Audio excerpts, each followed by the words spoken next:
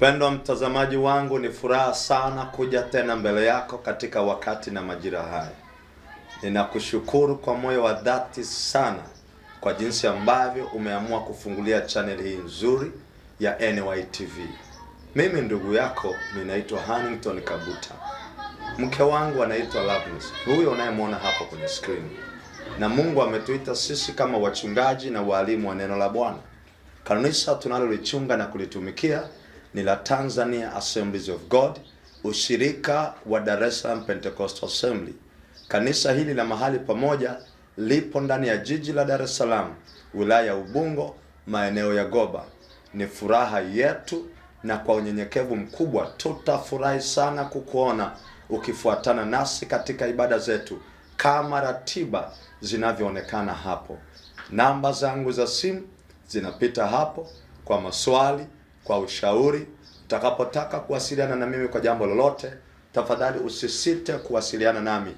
Mimi ninapatikana. Nitajisikia vizuri kukuona utakapofuatana nami, na Mungu akubariki sana.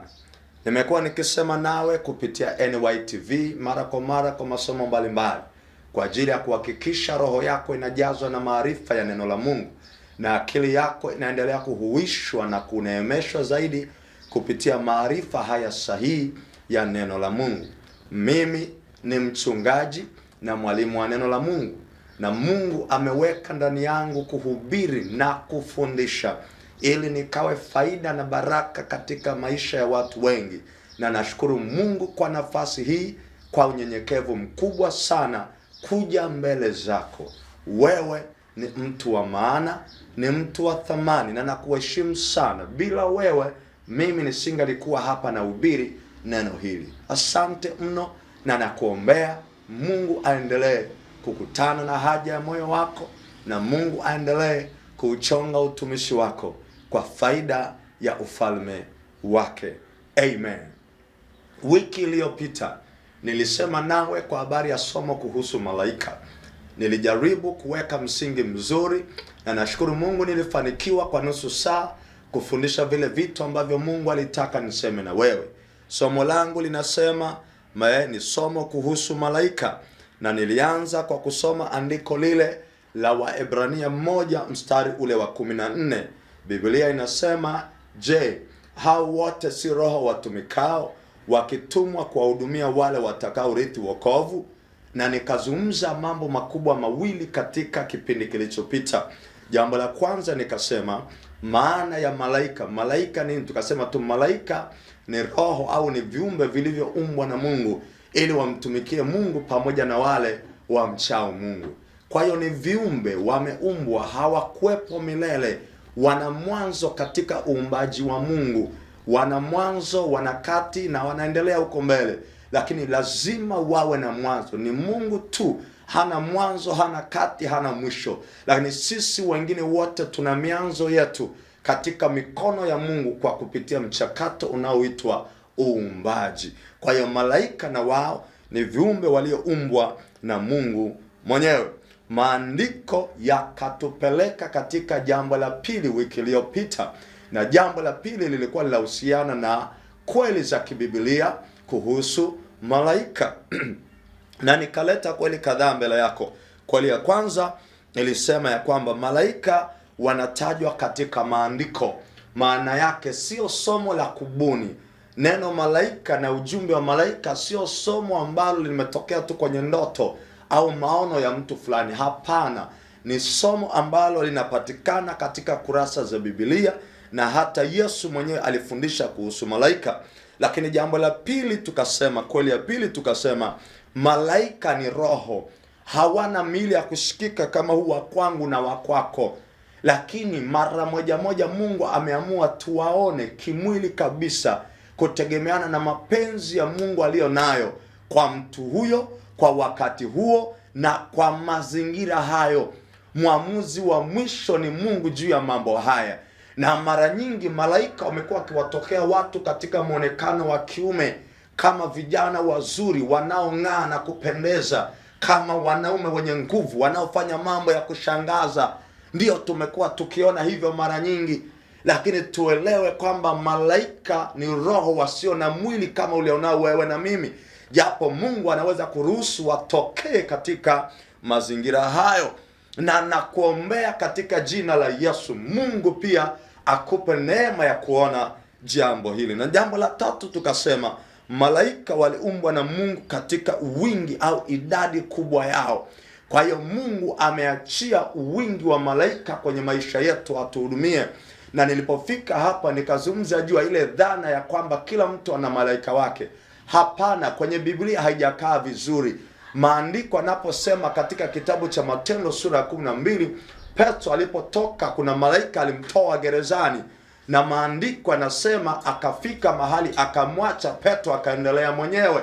Ndipo malaika alipoondoka, wakati Petro anagonga mlango katika ile nyumba ya ibada, Roda alipofungua akawaita watu, anaambia jamani, Petro yuko mlangoni. Wale watu akamwambia hapana, wewe utakuwa na wazimu. Roda akaendelea kukaza, jamani, ni Petro, nimemwona kwa macho yangu. Maandiko anasema wakamwambia hapana, labda ni malaika wake. Sasa neno labda ni malaika wake haimaanishi ya kwamba, wala haijustify, this one does not justify kwamba kila mtu ana malaika wake mmoja wa kudumu na wa kumlinda. Hapana, Mungu ana malaika wengi, atawatuma kwako kukuhudumia kulingana na maamuzi yake, kulingana na hali halisi, kulingana na uhitaji ulioko kwa wakati huo. Kwa hiyo naomba chukua ili fundisho sahihi kuanzia leo, na useme tena amina katika jina la Yesu. Sema tena amina katika jina la Yesu. Asante sana. Namba 4 tukasema malaika wana akili, hisia na utashi. Wana akili kwa maana kwamba uelewa na maarifa hata kuwashinda wanadamu. Naomba tuelewe. Na wana hisia, wana uwezo wa kufurahi au kuchukia kulingana na yale mambo yanayotendeka. Na malaika pia wana utashi, yani uhuru na uwezo wa kuamua mambo. Kwa mfano Yuda 1:6 waliweza kuacha hali yao ya kwanza na kuasi. Maandiko anasema katika Yuda 6, na kumbukeni malaika walipoteza mamlaka yao ya kutawala, waliacha mahali pao pa kuishi. Hivyo Bwana amewaweka gizani, wamefungwa kwa minyororo ya milele mpaka watakapohukumiwa siku kuu. Kwa hiyo malaika wana akili, intelligence, wana hisia, emotions, na wana maamuzi, free will. They are so determined. Wanaweza kuamua lipi wafanye na lipi wasifanye. La 5 tukasema malaika hawaoi wala kuolewa, hawazaliani wala kuongezeka. Na hapa napenda nisisitize vizuri, kwa kuwa malaika hawana jinsia na miili kama wanadamu, basi wao hawazaliani, hawaongezeki, pia hawaoi wala kuolewa. Marko 12:25 nasema wafu watakapofufuka hawataoa wala kuolewa, watakuwa kama malaika wa mbinguni. Yesu ameweka limit katika jambo hili. Naomba hili tulielewe, na naomba tuelewe kwamba mapepo tunayoyaona leo na tunayoyakemea katika jina la Yesu, toka. Haya mapepo ni malaika walioasi. Haya majini ni malaika walioasi. Kwa mantikio, kuna vitu ambavyo viko kwa malaika bado hawa wanavyo mpaka na leo.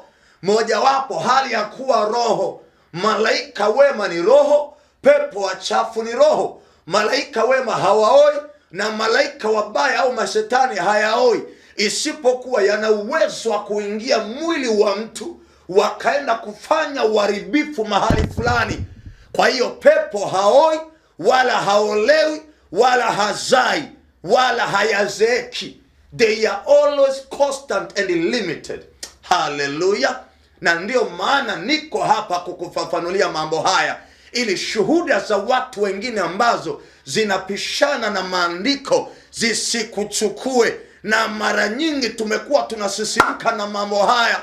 Naomba tuelewe sisi waaminio ya kwamba msingi wetu wa imani na maisha, mwenendo, Faith and conduct, faith and practice ni neno la Mungu. Hatujengwi juu ya shuhuda, hatujengwi juu ya msisimko, hatujengwi juu ya jambo linalosemwa hata kama anayesema ni maarufu kiasi gani, bali tumejengwa juu ya msingi wa mitume na manabii. Maana yake kile walichokiandika, manabii waliandika Agano la Kale na mitume wameandika Agano Jipya. Kwa pamoja tunapata Biblia yenye vitabu 66. Karibu darasani Mtanzania, karibu darasani unanitazama na kunisikiliza. Neema ya Kristo iko mahali hapa, na Mungu afungue akili yako upate kuyaelewa maandiko katika jina la Yesu. Hebu sema tena amen. Amen. Haleluya. Lakini jambo la tano, malaika, jambo la tano ambalo nataka ulielewe, ambalo ni jambo nyeti, ni kwamba malaika hawafi kifo cha kimwili kama tunavyokufa sisi wanadamu. Hata wale malaika wachafu, yani malaika wema au watakatifu, hata wale malaika waasi, yani mapepo na majini, hawafagi. Kama tulivyoona awali, malaika ni roho, na hivyo hawazaliani, hawaongezeki, hawazeeki, bali ubakia vile vile. Kadhalika, kwa kuwa malaika ni roho na roho haifi, basi malaika hawafi kimwili kama sisi tunavyokufa kimwili. Wao wanaishi milele kama ambavyo na sisi roho zetu tutaishi milele baada ya maisha haya. Kwa hiyo, kwa kuwa malaika hawafi, naomba pia tuwe makini kwenye aina ya maombi tunayoomba wakati tuko kwenye vita ya kiroho. Kuna wakati tunashindana na mashetani. Maandiko yanasema tuvae silaha zote za Mungu na tuwe hodari, kwa sababu tuna vita katika ulimwengu wa roho. Tunashindana na nguvu za giza, majini, ushirikina na kila hali ya kishetani. Na maandiko kwa kuwa yameweka msingi huo, kuna wakati tunavuta ni kuvute na mfalme wa giza. Sasa katika kuyakemea mashetani, ninakutia moyo usiombe katika vitu ambavyo sio sahihi. Kuna watu wanasema ewe pepo, ninakukemea katika jina la Yesu. Alafu wengine anamalizia anasema ninakuua. Wewe huwezi kuyaua mashetani, my friend. Roho zile hazifi. Tunachofanya sisi ni kuhamisha kutoka hapa aende kwingine. Ataenda wapi? I don't care. Cha msingi ondoka kwa mtoto wangu. Cha msingi ondoka kwa huyu ndugu. Cha msingi ondoka kwa huyu ambaye ninamuombea. Hilo ndio fundisho sahihi la Biblia. Toka hapa katika jina la Yesu. Period. Hatupaswi kuongea na mashetani, wala kuhojiana nayo, wala kufuata masharti yao, wala kutaja majina yao ambayo hata kwenye Biblia hayapo. Subiani, Makata, Maimuna, those are not biblical names. Hivi tunatoaga wapi? Au tunaazima wapi? Maandiko yanasema ya kwamba Biblia ndiyo chanzo cha maarifa yetu. Chochote tunachokiamini, tunachokiishi, tunachofundisha, tunachokisema kitokane na maandiko. Hakuna mahali Makata ametajwa, hakuna mahali Maimuna ametajwa, hakuna mahali Subiani ametajwa. Na kwa nini yawe majina ya upande moja? Au tunaazima imani gani kuleta kwenye Ukristo? Tunaazima imani gani tunaileta kwenye Upentekosti? Ni wakati na majira ya kurudi kwenye fundisho sahihi, na niko hapa kwa ajili hiyo katika jina la Yesu Kristo. Sema tena amen. Na hata kwenye kukemea mapepo, usiseme mimi na kuua katika jina la Yesu. Huwezi kuyaua mapepo, hayafi. Yale waliopambana nao kina Petro walimaliza wakaondoka, yayo bado yapo, yanarandaranda duniani kutafuta mahali pawazi na kwenye nafasi ya kai. Walichindana nao kina Petro, kina Paulo, wababa wa imani. Paka leo miaka 2000 imepita na mimi niko nashindana nayo. Bado na wewe ni yale yale. Hajawahi kufa, hajawahi kuzeeka, yani tunafanya kujadanadana tu, cha msingi kuyaondoa kwenye premises zetu. Haleluya. Acha kabisa kuombea namna hiyo. Mwingine anasema na kukemea pepo, toka nenda jehanamu. Wewe ni wa kuyapeleka mashetani jehanamu. Jehanamu is a virgin, ni bikra paka dakika hii. Itazinduliwa na mpinga Kristo na nabii wa uongo kwa majira yale. Ndiyo baadaye shetani pamoja na wafuasi wake, wale wasioamini, wasioitaka injili, na wao wataunga tela, wataenda huko. Lakini mpaka saizi, kwa taarifa yako, jehanamu iko inafuka moto, inaandaliwa, hakuna aliyeingia. Kwa hiyo acha hayo maombi ya kusema na kutoa shetani, mapepo na yatoa na yatupa jehanamu. My friend, utatoka jasho, utachoka bure, hakuna kitu ambacho kitatokea. Na mashetani atakaa hapa yanakuenjoy. Kama unanielewa sema amina tena. Na ikiwezekana njoo kanisani nikufundishe mambo haya vizuri. Mungu amenipa neema na amenipa kufundisha mambo haya kwa kina. Muda wangu hapa nusu saa ni mdogo mno. Kanisani njoo, nitakufundisha, nitakuelekeza. Na ninawaona wengi mna huduma nzuri, wengi mna harara ya kuhubiri, wengi mna mioyo ya kutaka kuwaombea watu. Tatizo tunakwama kwenye maarifa. Na ukikosa maarifa, hata wakati unayatoa mashetani yanaweza akakugomea kukutokea, kuondoka, kwa sababu wewe mwenyewe unakosea formula. Unayatoa mashetani, unawapeleka jehanamu. Yanakaa pale, yanajua haki zao. Saa hizo sio muda wa kwenda jehanamu. Hata kama utakuenjoy, utakaa, utasweat na kuchoka. Lakini nakuombea usiwe mwanga wa jambo hilo katika jina la Yesu. Sema tena amen. Haleluya. Malaika, jambo la lingine tukasema, jambo la 6, malaika wana nguvu kubwa lakini sio kama Mungu. Wana nguvu nyingi na uwezo mkubwa wa kufanya mambo katika mapenzi ya Mungu, kama vile kupingana na shetani na jeshi lake na kuwatetea waaminio. Uwezo wao wa kiutendaji unaweza kuwazidi hata waaminio.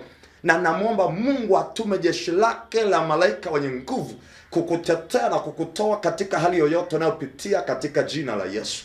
Mungu anyoshe mkono wake akutoe hapo ulipo, kwenye hayo magonjwa, kwenye huo ukata, kwenye hilo tatizo, katika jina la Yesu.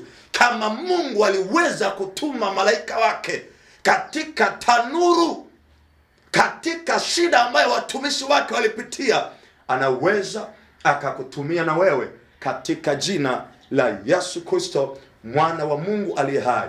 Daniel maombi yake alizuiliwa. Soma Daniel sura ya 10. Malaika Mikaeli akaenda kupambana na mkuu wa Uajemi. Akapangua paka Gabriel akapenya kuleta ujumbe. Alipofika anasema, ewe Daniel upendwaye sana na Mungu. Gabriel ameingia. Anasema maombi yako yalisikiwa na kujibiwa tangu siku za mwanzo. Lakini nilipokuwa naleta majibu yako, mkuu wa Uajemi alinizuia.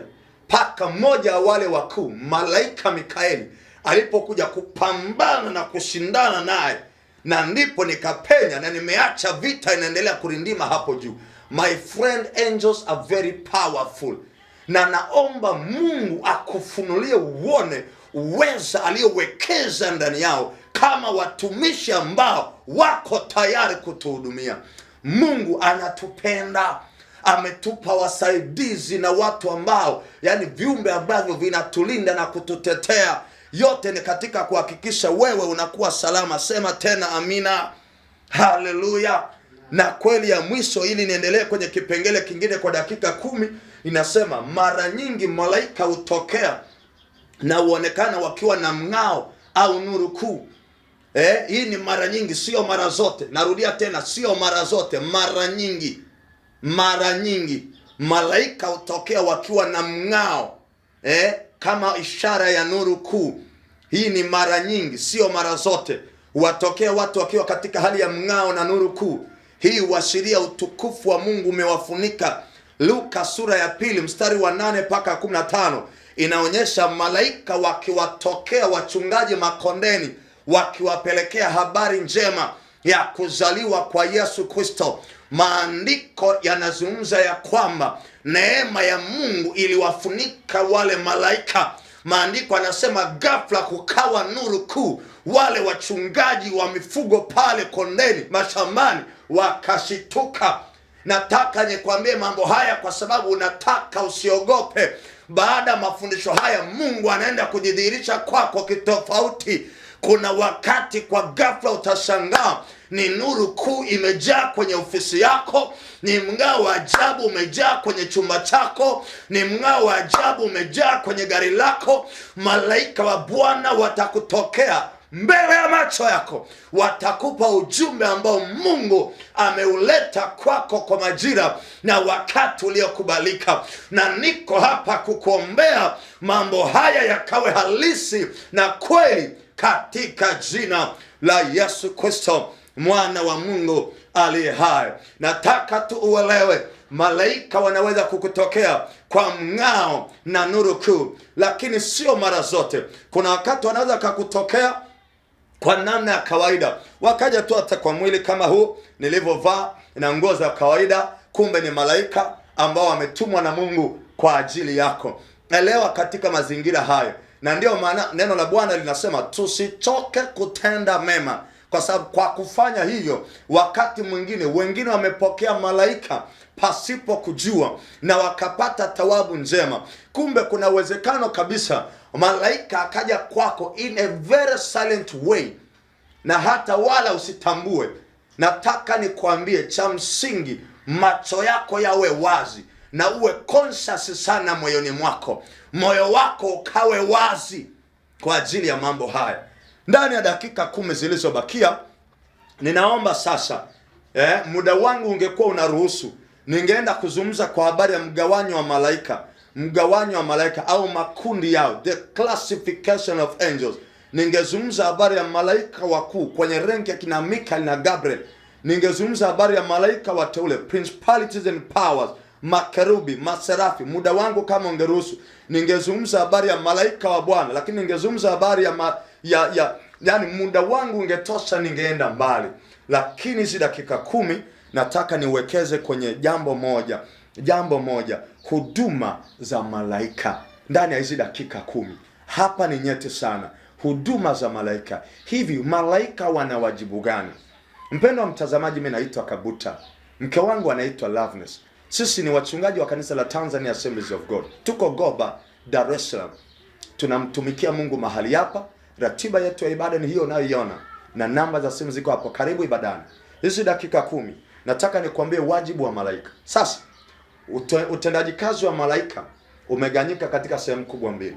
Malaika wanamtumikia Mungu, number 1. Malaika wanatumikia watakatifu, number 2.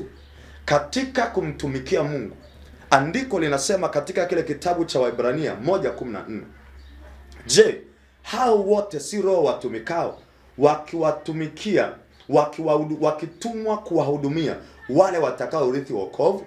Kwa hiyo utumishi wa malaika umeganyika katika sehemu kuu mbili: utumishi wao kwa Mungu na utumishi wao kwa waaminio. Ila nitoe angalizo, ingawa malaika wanamtumikia Mungu na wanatutumikia sisi waaminio, sio hekima, sio fundisho la Biblia kuwaamuru malaika. Najua hiyo ni ngumu kumeza, naomba nirudie tena. Ingawa malaika wako kwa ajili ya kututumikia, sio hekima na sio fundisho zuri la kibibilia kuwaamuru malaika. Malaika hawako kwenye custody yetu, wako mikononi mwa Mungu. Yeye ndiyo bosi wao. Kwa hiyo tunapotaka kuwawajibisha, tuongee na bosi wao. Yeye ndiyo anajua availability yao, capacity yao, uwezo wao.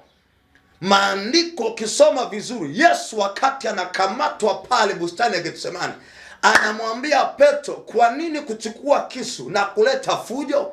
Je, haujui naweza ongea na Baba yangu wa mbinguni, naweza kumwomba Baba yangu wa mbinguni akatuma jeshi la malaika? Hakusema je, hujui naweza tuma jeshi? No, kwa sababu pale Yesu alikuwa na operate kama mwanadamu mtakatifu. Hakuamua kuoperate katika uungu wake, kwa anaonyesha Mungu anatuma malaika yeye. Sisi tunawasiliana na bosi wao, lakini yeye ndiyo anayeleta maelekezo kwao na wao wanatuhudumia. Na wakati Yesu akiwa kwenye bustani ya Getsemani ana hali tete, anasema ikiwezekana kikombe hiki kiniepuke. Maandiko anasema Mungu akatuma malaika, sio yeye aliyewaagiza waje. No, Mungu akatuma malaika kutoka mbinguni, wakaja wakamhudumia. Sasa naomba tunitaje kwa dakika hizi chache tena huduma za malaika kwa Mungu. Malaika wanafanya kazi gani? Kwa upande wa Mungu, malaika walihusika katika kuzaliwa kwa Yesu. Yaani walitoa taarifa ya mimba na waliwatangazia watu hata kuzaliwa kwake. Hii ni kazi njema ambayo malaika waliifanya kwa upande wa mbinguni. lakini malaika pia walihusika katika maisha ya Yesu kwa ujumla. Mfano, walimlinda Yesu katika utoto wake wakati anataka kuandamwa na ajali na vitu mbalimbali na kuuawa. Maandiko anasema malaika walitoa ujumbe wakamsafirisha Yesu, lakini walihusika katika huduma yake ya Yesu hapa duniani. Mfano, walimtia Yesu moyo wakati wa majaribu, waliviringisha jiwe na kutangaza kufufuka kwake, na walitangaza hata habari ya kurudi kwake wakati Yesu anapaa. Malaika walimhudumia Yesu. Jambo la 4, malaika wana kazi ya kumsifu na kumwabudu Mungu, yaani wanamfanyia Mungu ibada mbinguni masaa yote. Jambo la 5, malaika kazi yao ni kupeleka jumbe mbalimbali kutoka kwa Mungu kwenda kwa watu mbalimbali ambao Mungu amewakusudia. They are like messengers, yani Mungu anatuma ujumbe maalum kutoka kwake mbinguni kwenda kwa Bikira Mariamu. Anabeba ujumbe, anaitwa malaika Gabrieli. Mungu anatuma ujumbe kwenda mahali fulani kwa mtu mmoja anaitwa Zakaria kuhani na mkewe Elizabeth, kwamba watapata mtoto atakayeitwa Yohana Mbatizaji. Na muomba Mungu wa mbinguni ninayemtumikia ya kwamba mbingu yake ikukumbuke katika jina la Yesu, na majira yasiyo mbali kutoka sasa Bwana akutumie mjumbe katika jina la Yesu. Kama Bwana alimtumia Bikira Mariamu malaika Gabrieli, kama Bwana alimtumia Zakaria na Elizabeth mjumbe kutoka mbinguni wakamzaa Yohana Mbatizaji, kama Bwana alimtumia Yusufu malaika akawaambia mtoto yuko hatarini, na amuru katika jina la Yesu mazingira yaliyofunika mawasiliano yako na Mungu yakafunguke katika jina la Yesu, na mbingu zikawe wazi. Mungu akakutumia malaika wake wa ujumbe mwema wa kukutia moyo. Pokea katika jina la Yesu, pokea katika jina la Yesu. Malaika wakakutembelee, malaika wakakuhudumie, malaika wakakushangaze, maana Mungu amekupenda na uko mikononi mwake. Oh, haleluya! Sema tena amen. Mungu anao malaika wa kuwatuma kwa ajili yako. Lakini kazi nyingine ya malaika kwa Mungu ni kutekeleza hukumu mbalimbali za Mungu hapa duniani. Kwa mfano, Sodoma na Gomora pia iliteketezwa na malaika. Lakini pia malaika walishughulika na mtu mmoja anaitwa Herode. Aliposimama akajitutumua akasema ye. Alipofanya vile vitu, maandiko anasema ikaonekana na kiburi, amejiinua. Maandiko anasema malaika akashuka akammaliza dakika ile. Ile ni ghadhabu ya Mungu ilishuka. Ghadhabu ya Mungu ilishuka kupitia malaika. Kwa dakika 5 hizi za mwisho, ninaomba sana nikukumbushe kazi za malaika kwa waaminio. Hapo ndipo nitakapomaliza kazi za malaika kwa waaminio. Swali ni hili, Mchungaji Kabuta, naam, je, malaika wana kazi gani kwangu? Wewe kama mwamini, malaika wanafanya mambo yafuatayo. Yako mengi, naomba niishie 7. Malaika wanahusika katika kujibu maombi, yaani kuletea waaminio majibu ya maombi yao kutoka kwa Mungu. Matendo ya Mitume sura 12 mstari wa 7, Petro yuko gerezani. Wale jamaa wanaomba Petro atoke gerezani. Maandiko anasema Mungu alimtuma malaika akafika pale akamtoa Petro gerezani. Kwa hiyo kumbe malaika kazi yao kwa waaminio ni kupeleka majibu ya maombi sawasawa na vile Mungu alivyoamua kutenda. Na muomba Mungu akutumie malaika katika jina la Yesu.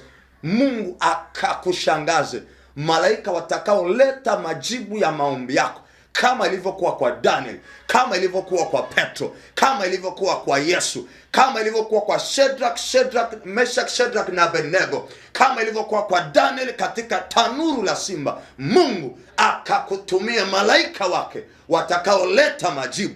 Kazi ya pili ya malaika ni kupigana vita upande wa waaminio dhidi ya shetani na mapepo yake. Tumesoma Daniel sura ya 10. Mikaeli anazipiga pale hewani ili kuhakikisha majibu yanashuka chini kwa ajili ya Daniel. Kwa hiyo wewe hauko peke yako. Habari njema ni kwamba walioko upande wetu ni wengi. Tunavuka na tunashinda na zaidi ya kushinda. Hebu sema haleluya. Mungu yuko upande wako na jeshi la malaika linapigana upande wako. Kazi ya tatu ya malaika ni kuwapa faraja na kuwatia moyo waaminio wakati wa majaribu au mapito mbalimbali. Paulo katika Matendo sura 27, wakati anaenda pale Rumi kwa ajili ya kesi yake alivyokata rufaa, anasema malaika wa Bwana alinitokea usiku akanitia moyo, akasema utavuka salama. Yesu wakati yuko kwenye bustani ya Getsemane anaomba, hali ni tete, anapita katika kipindi kizito, anasema ikiwezekana kikombe hiki kiniepuke.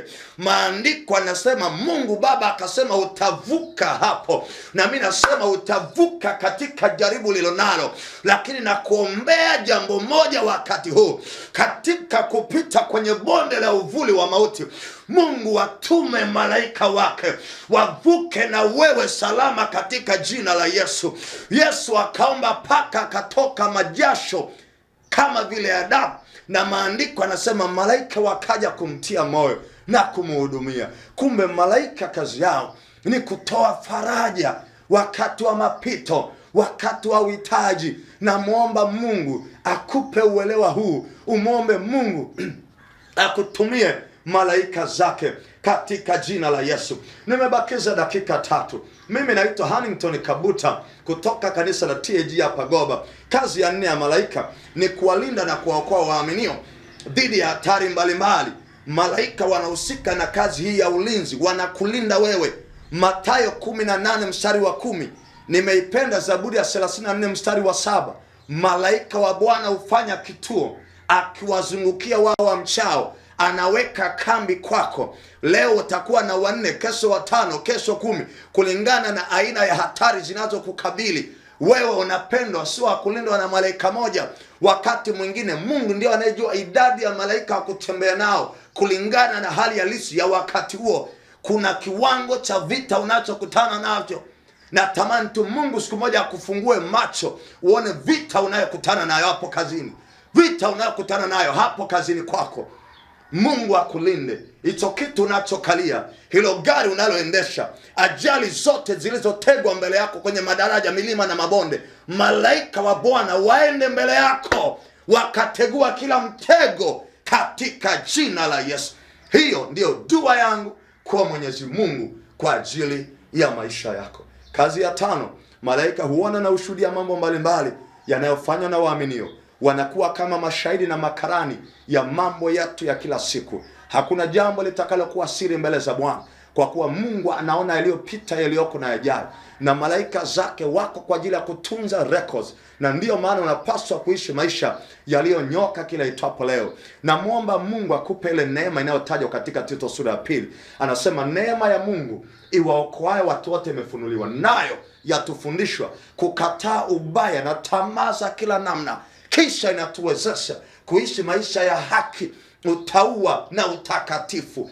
Maisha yako yawe mazuri, ili records zako ambazo malaika wanatunza zisilete mushkeli. Namba 6, malaika wanahusika katika harakati mbalimbali za utekelezaji wa agizo kuu. Agizo kuu ni msamiati kwa wengine, ni kuhubiri Injili, umisheni na uinjilisti.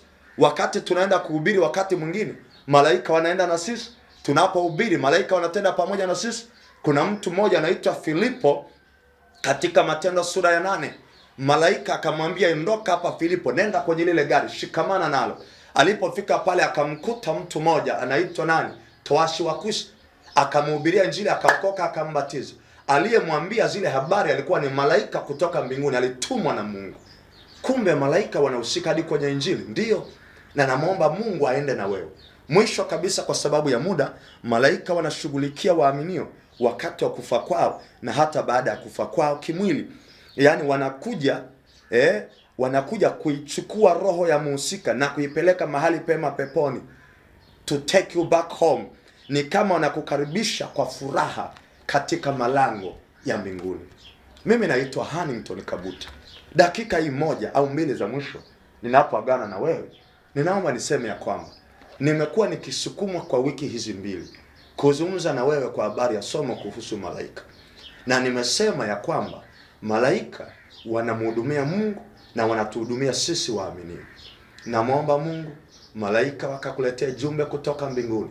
Namuomba Mungu malaika wakakupe ulinzi kutoka mbinguni. Namuomba Mungu malaika wakakusimamia katika kila kitu unachofanya. Mungu akakupe the best interaction with angels, ushirika mzuri. Unapotaka huduma za malaika, hakikisha umeokoka, maisha yako yanaendana na neno la Mungu, una urafiki na ushirika mzuri na Mungu, na una uwezo wa kuwasiliana na Mungu na kupata huduma za mbingu takatifu. Ni vyema, na nakushauri na nakutia moyo, hebu amua leo kuanza maisha ya wokovu pamoja na Yesu. Kama hujaokoka, sema tu, Bwana Yesu, naomba unirehemu, unisamehe, na tubu dhambi zangu zote. Ninakuomba Bwana, ukawe kila kitu kwenye maisha yangu. Nifanye kuwa mtoto wako katika jina la Yesu. Kuanzia dakika hii, mimi ni moja wa watoto wako. Amen. Sala fupi kama hii, ukidhamiria kutoka moyoni, unakuwa tayari umeokoka. Tafuta kanisa zuri la kiroho, jiandikishe hapo, muone mchungaji, mueleze kwamba umeokoka, lakini pia namba yangu ya simu iko hapo, wasiliana nami. Na mimi nitakuwa mchungaji wako wa mbali nikikutia moyo. Ninakupenda, ninakufurahia. Wewe ni mtu wa thamani sana.